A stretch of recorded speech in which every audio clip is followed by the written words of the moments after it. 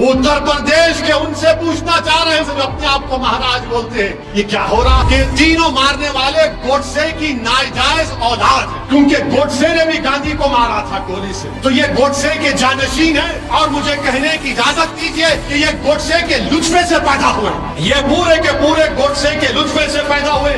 ये 3 लोग terror cell का हिस्सा है। ये 16 लाख की वेपन कहां से आया, ये गोलियां कहां से आई? मैं प्रेस कॉन्फ्रेंस करके 12 घंटे में बोला था कि ये काम करने वाले प्रोफेशनल हैं और उन पर यूएपीए क्यों नहीं लगा, उन पर यूएपीए क्यों नहीं लगा, इस पर कोई जवाब नहीं देंगे। इनको हथियार किसने दिया?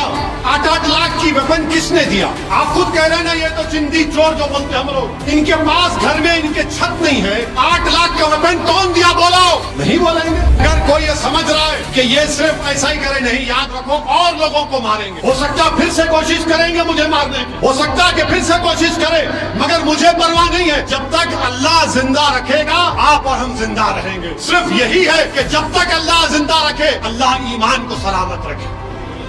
वतन अजीज में हम देख रहे हैं कि जो लोग जंजीरों में हैं उनको गोली मार दी जा रही, जो लोग जंजीरों में हैं उनको गोली मार दी जा रही है, जो लोग पुलिस की कस्टडी में हैं उनको मार दिया जा रहा है। और फिर यह कहा जा रहा है कि नहीं नहीं आप सब अच्छे हैं, सेफ हैं।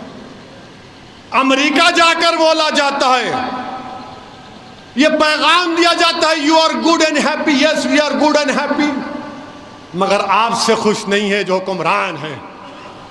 अरे हथकड़ियों में है, जंजीरों में है और गोली मार रहे हैं। हम पूछना चाहते हैं हुक्मरानों से, दिल्ली के नकली बादशाह से पूछना चाहते हैं, बताओ ये क्या हो रहा है? उत्तर प्रदेश के उनसे पूछना चाह रहे हैं महाराज से जो अपने आप को महाराज बोलते हैं, ये क्या हो रहा है? उन्होंने कहा था कि गोली का जवाब गोली से देंगे। अब जब गोली चल गई तो जो अतराफ में पुलिस वाले थे, कोई अपना वेपन नहीं निकाला। लाइव टीवी पर कोई अपना वेपन नहीं, ऐसा दिख रहा था कि दूल्हे की बारात में आए हैं पूरे। कोई अपना वेपन नहीं निकाला, निकाल कर एक को तो गोली मारते नहीं, गोली मार दिए, अपने मकसद में कामयाब हो गए। उसके बाद वो हथियार को फेंककर surrender surrender surrender surrender surrender कर रहे। हम ये पूछना चाह रहे हैं, वो जो तफंचा, जो रिवॉल्वर इस्तेमाल हुई, ज़ेगना एफ, वो कितने की बंदूक है मालूम आपको? वेपन एक 8 लाख रुपए की। कितने की है? 8 लाख। 2 हो गए तो 16 लाख। अच्छा, 16 लाख में इनके घर को मीडिया के लोग गए। एक तो बेचारे झोपड़ी में रहती है उसकी अम्मा, एक तो एक कमरे में रहती है। अब इनके लिए हराम की दौलत कहां से आई? फिर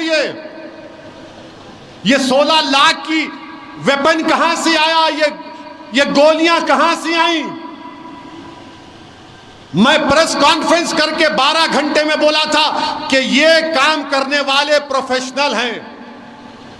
जिस तरीके से मार रहे थे, अगर कोई रिवॉल्वर चलाना जानता है तो वो बताएगा कि जिस हाथ का उनका पोजीशन था, जिनका उनका जिस्म का वजन था, जहां गर्दन झुकाकर मार रहे थे, वो बता रहा है कि वो प्रोफेशनल है। मैंने कहा था इस बात को, और 2 दिन पहले हिंदुस्तान टाइम्स के अखबार में एक रिपोर्ट आई कि एक पुलिस के आईजी हैं विजय शंकर सिंह ने कहा कि इनको कम से कम 1 महीने की ट्रेनिंग दी गई थी।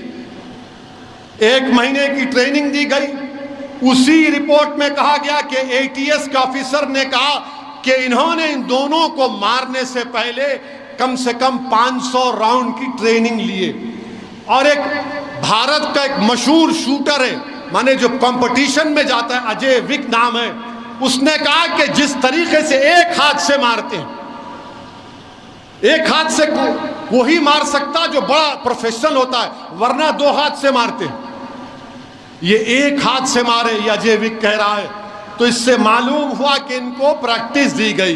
इससे मालूम हुआ कि ये तीनों मारने वाले गोडसे की नाजायज औलाद हैं, क्योंकि गोडसे ने भी गांधी को मारा था गोली से। तो ये गोडसे के जानशीन हैं। और मुझे कहने की इजाजत दीजिए कि ये गोडसे के लुत्फे से पैदा हुए हैं। ये पूरे के पूरे गोडसे के लुत्फे से पैदा हुए। ये तीन लोग टेरर सेल का हिस्सा है।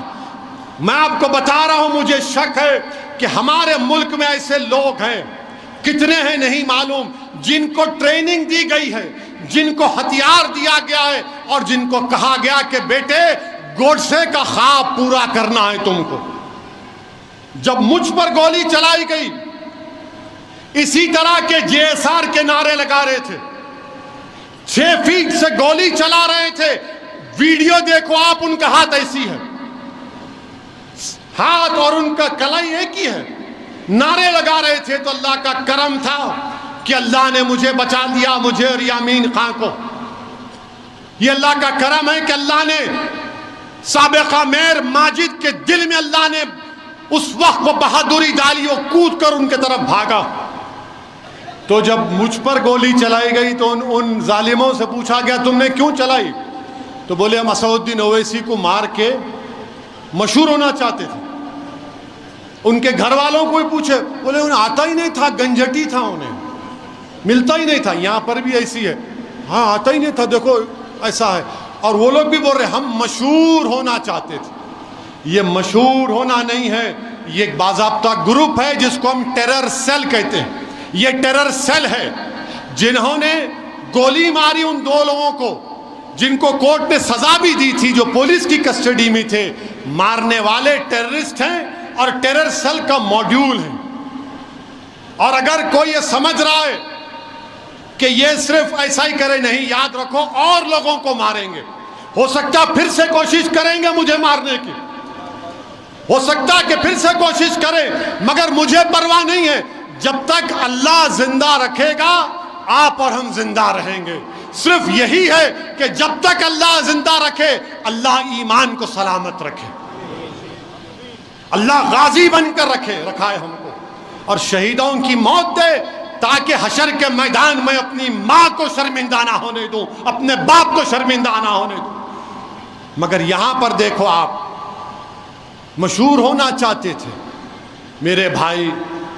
1 महीने की ट्रेनिंग ली गई, 500 गोलियां चलाई गई, और फिर तब जाकर इन्होंने वो ऑपरेशन को अंजाम दिया। अब हम पूछना चाह रहे बरसरे इख्तिदार जमात के, हमारे मुल्क के प्रधान सेवक से, उत्तर प्रदेश के वजीर आला से, ये कैसा हुआ? और उन पर यूएपीए क्यों नहीं लगा? उन पर यूएपीए क्यों नहीं लगा? इस पर कोई जवाब नहीं देंगे। इनको हथियार किसने दिया? 8-8 लाख की वेपन किसने दिया? आप खुद कह रहे हैं ना, ये तो चिंदी चोर जो बोलते हम लोग। इनके पास घर में इनके छत नहीं है, 8 लाख का वेपन कौन दिया? बोलो, नहीं बोलेंगे। अच्छा, फिर उत्तर प्रदेश के चीफ मिनिस्टर से हम पूछ रहे हैं, आपको खत मिल गया होगा जिसमें एक मरने वाले ने लिख कर दिया कि मैं उत्तर प्रदेश के मुख्यमंत्री को और सुप्रीम कोर्ट के सीजीआई को खत भिजा दूंगा अगर मैं मर जाऊंगा।